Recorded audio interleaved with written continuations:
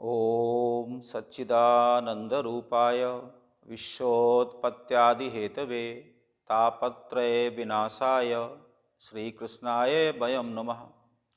सज्जनों, आज के इस वक्तव्य में हमें यह विचार करना है कि आखिर हमारा सच्चा साथी और संबंधी कौन है। वही ना जो हमारी समस्याओं को अपनी समस्याएं मानकर हमारे कंधे से कंधा मिलाकर अपना सहयोग करे, या इससे भी आगे 2 कदम बढ़कर कुछ और भी अधिक करने का प्रयास करे। और हम सभी जानते हैं कि इस संसार में भगवान श्री कृष्ण से अधिक हमारा हितैषी कौन हो सकता है। यही कारण है कि वह अर्जुन को बार बार अपने कर्तव्य के प्रति सचेत कर रहे हैं, सजग कर रहे हैं, प्रोत्साहित कर रहे हैं।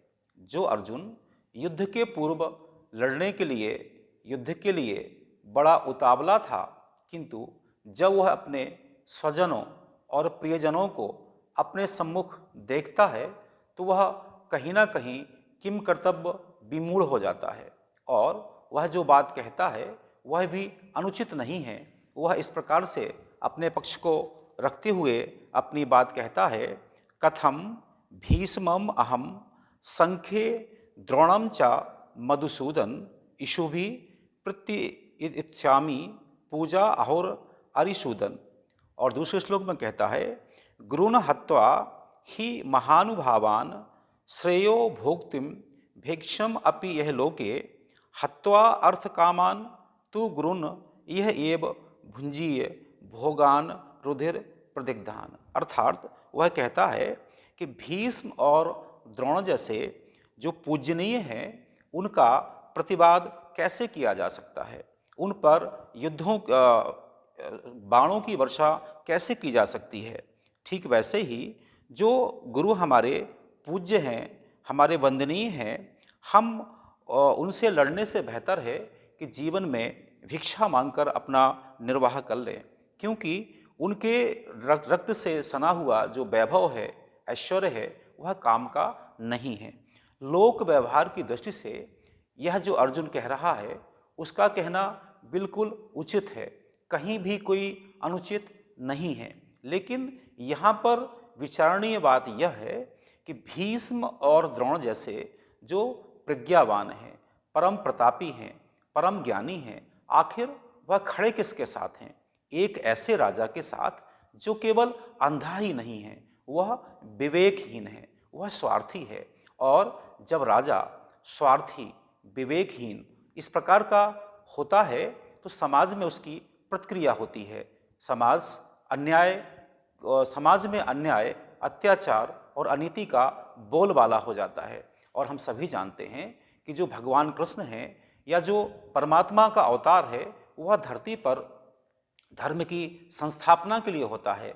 भगवान कृष्ण गीता में इस बात की उद्घोषणा भी करते हैं, यदा यदा हि धर्मस्य ग्लानिर्भवति भारत अभ्युत्थानम धर्मस्य तदात्मानं सृजाम्यहम्। अर्थात जब जब धर्म की ग्लानि होती है तो धर्म की संस्थापना के लिए भगवान का प्राकट्य होता है, प्रादुर्भाव होता है।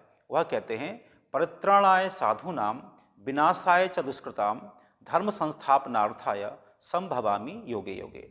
इसमें सज्जनों के परित्राण के लिए और दुष्टों को दंड देने के लिए भगवान का अवतरण होता है। और सबसे बड़ी बात है, धर्म संस्थापनार्थाय संभवामि योगे योगे। मीन्स धर्म की संस्थापना कैसे हो सकती है?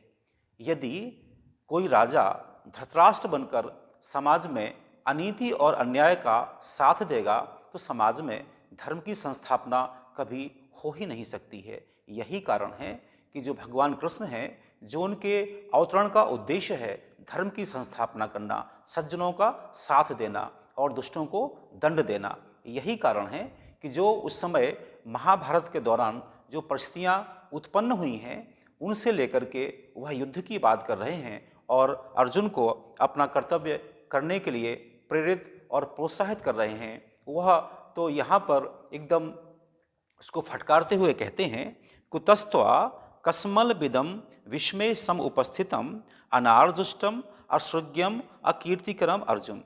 अतः वो कहते हैं कि इस बीच में, इस युद्ध के बीच में तुम्हारे मन में यह कश्मल कहाँ से आ गया? तो ये जो आर्य हैं, जो श्रेष्ठ लोग हैं, उनको शोभा नहीं देता। यह परलोक को ठीक करने वाला नहीं है, लोक को ठीक करने वाला नहीं है। अर्थात यदि हम अपने कर्तव्य से च्युत होते हैं, भागते होते हैं, तो इसमें तो ना हमारा लोक सुधरता है, ना ही परलोक सुधरता है। इसलिए वह और कड़वी बात कहते हुए कहते हैं, क्लेब्यम माँ इसमा गमः पार्थ न एतत् त्वयि उपपद्यते क्षुद्रम हृदय दौर्बल्यम त्यक्त्वा उत्तिष्ठित परम तपा। वह कहते हैं तुम्हारे मन में यह जो क्लैब्यम है, जो ये भाव कहाँ से आ गया है, यह किसी प्रकार से तुम्हारे लिए उचित नहीं है। क्षुद्रम हृदय दौर्बल्यम त्यक्त्वा उत्तिष्ठित परम तपा। यह जो है तुम्हारे हृदय में दुर्बलता आ गई है, जो तुम पलायन करना चाहते हो, इसको हटा करके तुम उठ करके खड़े हो जाओ। चूँकि इस महाभारत युद्ध के जो परिप्रेक्ष्य में, जो इसके बैकग्राउंड में जो बात है, वो हम सभी जानते हैं, लाक्षागृह, दूध कीड़ा और द्रौपदी का वस्त्रहरण। अब आप बताइए, क्या एक राजा के होते हुए ये सब होना चाहिए? हम सभी जानते हैं जिस जो सभा थी, उस सभा में द्रौपदी का अपमान हुआ, वहाँ भीष्म और द्रोण जैसे महापुरुष विराजमान थे। जहाँ दूध कीड़ा हुई, वहाँ भी ये लोग विराजमान थे।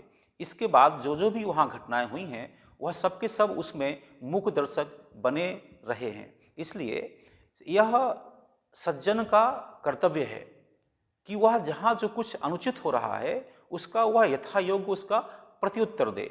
यदि वह ऐसा नहीं करता है, तो समाज में उसका वो समाज उसको उदाहरण लेकर के ग्रहण करता है।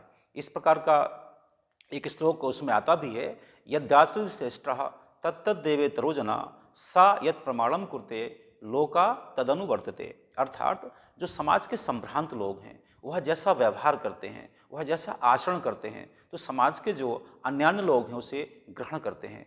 आप ध्यान दीजिए, यदि यहाँ पर इस बात पर कोई प्रतिकार न किया जाता, तो समाज में वह परंपरा बन जाती कि कोई भी किसी स्त्री का कभी भी अपमान कर देता, कोई भी किसी के धन का अपहरण कर लेता। इसलिए उस समय की परिस्थितियों में यह आवश्यक था कि जो वह राजा जो एक धर्म का प्रतीक माना जाता है और वह अधर्म का प्रतीक बन गया हो, तो उसका उन्मूलन बहुत ज़रूरी है।